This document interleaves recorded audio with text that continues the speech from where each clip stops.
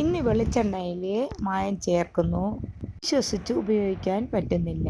അതുകൊണ്ട് പലരും ആശ്രയിക്കുന്നത് സൺഫ്ലവർ ഓയിലാണ്. എന്നാൽ സൺഫ്ലവർ ഓയിൽ അതിനേക്കാൾ അപകടമാണ്. ഉപയോഗിക്കുന്നവർക്ക് പലർക്കും വൈറ്റമിൻ ഡിയുടെ കുറവ് കണ്ടുവരുന്നു. വൈറ്റമിൻ ഡി കുറയാതിരിക്കാനും കുട്ടികളുടെ ബലത്തിനും ഇതുപോലെ കഴിച്ചു നോക്കൂ. റൈസ് ഓയിൽ വാങ്ങാൻ കിട്ടും. ഒരു പാൻ ചൂടാക്കി അതിൽ റൈസ് ഓയിൽ ഒഴിച്ചതിന് ശേഷം കറിവേപ്പിലയും ഒരു സവാളയും മാത്രം ഇട്ടാൽ മതി. നന്നായിട്ട് വഴന്ന് വരുമ്പോൾ ഏത്തക്ക തൊലിയോടുകൂടി ചെറുതായിട്ട് കൊത്തി അരിഞ്ഞ് 1 മണിക്കൂർ വെള്ളത്തിലിട്ട് വെച്ചതിന് ശേഷം കറ മാറ്റിയതിന് ശേഷം പിഴിഞ്ഞ് ഇതിലേക്ക് ചേർത്ത് കൊടുക്കുക. തൊലിയോട് വേണോ അരിയാൻ. ഇതിൽ മുളക് പൊടിയോ മഞ്ഞളോ ഒന്നും ഇടരുത്, ഇട്ടാൽ കുഴഞ്ഞു പോകും. ഒരു തുള്ളി വെള്ളം പോലും ഒഴിക്കാൻ പാടില്ല. ഇത് ചെറുതീയിലിട്ട് നന്നായിട്ട് വഴറ്റിക്കൊണ്ടിരിക്കുക. എന്നിട്ട് ഒരു ചെറിയ പീസ് എടുത്ത് നെക്കി നോക്കുമ്പോൾ വെന്തിട്ടുണ്ടെങ്കിൽ മതി.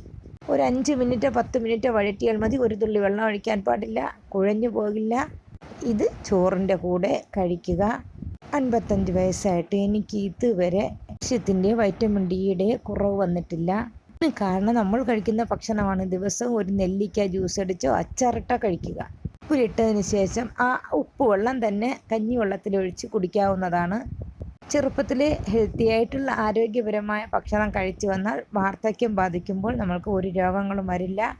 അതെൻ്റെ അനുഭവത്തിൽ നിന്നും ഞാൻ പഠിച്ച പാഠമാണ്. ഒരു അറിവ് മറ്റുള്ളവർക്ക്